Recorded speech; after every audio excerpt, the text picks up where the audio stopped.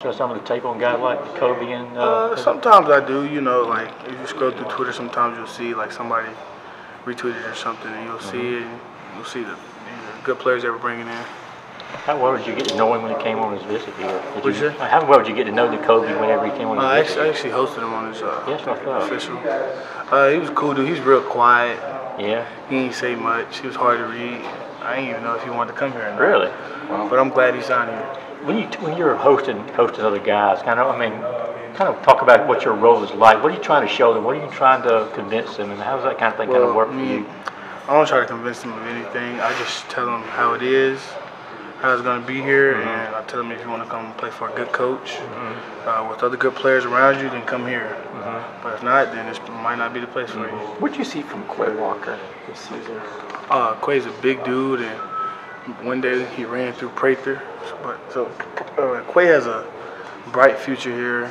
He's athletic, big, and can run, and that always helps. What about for you? I mean, is it all about trying to have a healthy season? I mean, you fought through a lot of stuff this year. I mean, as far as what you're going to try and get done this off season and into next year. I mean, of course I want to stay healthy, but you know, it's football. Things happen. We practice hard here, so it is what it is. How do you stay motivated for this game, Monty? I mean, you guys had stayed so focused and so drilled down into moving towards that championship game or that playoff, and now it's gone. Where do you find motivation for a Sugar Bowl versus a playoff?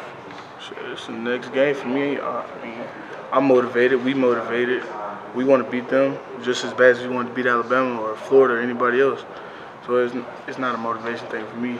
Back on the topic of signings, obviously a lot of the defensive guys had sung the praise of Stetson Bennett, and obviously he's coming back. Were you surprised to see that, or what was I was actually in my game last night, and I saw that. I was like, what? So, I mean, yeah, I'm glad to have him back. Stetson's a really good player. I don't know why anybody didn't offer him when he was coming out of high school, really, but Stetson's a good player. Y'all just gave us fits last year, especially throughout the season. You know, I remember in red zone one day, he completed like 14 passes in a row on the one, so he's a good player. Jordan Davis, what lift did he give you guys when he came in this year? How important was his emergence? I mean, Jordan Davis is a freak. Like, you don't find many kids coming out of high school as big as him, as strong as him, and as athletic to be that big. What's been your biggest focus for the Sugar Bowl? I mean, let's just play our brand of football. The SEC championship, it happened. It's over now. Nothing we can do about it. We play hard, but let's just focus on this game and get the W. I kind of got over here to tail end of you talking about Stetson for a second, but I'll never forget we were talking to Coach Tucker last year at the Rose Bowl, and Coach Tucker is not a very animated guy to us, but he really lit up when talking about him. I mean, how much did he mean to you guys in that role, and does that confidence in him carry over to if he has to go in and play on a Saturday? I mean, I trust in everybody on the team. We got good players everywhere.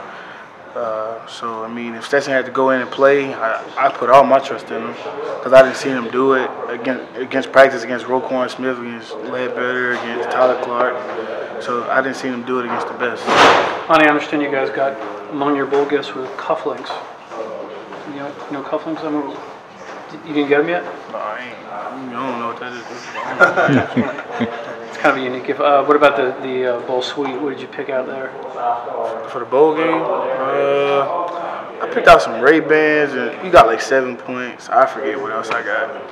I forget. Is that for you or for someone else? No, I ain't. For me. I ain't never had a pair of Ray-Bans, and I don't want to pay for them. So, that's for me.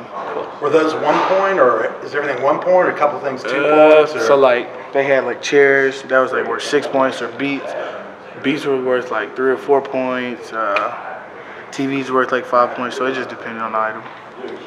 Were you given 7, or did you earn? How does that work? They were just given 7 points, and you can get whatever items up to 7 points. Gotcha. What exactly was your injury? Broken? What was it? A sprained foot or what was it? I don't know. You'd have to ask Ron and Coach Smart or somebody. What percent are you now?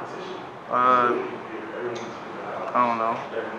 Just trying to get back and get treatment. Have you done any studying of Texas's offense? Oh yeah, they're a good team. Ellinger is a good quarterback. They got really good wide receivers, big, good running backs. They got a good freshman running back too, Keontae Ingram. He's a good player. So they got good players just like anyone else does. You win the national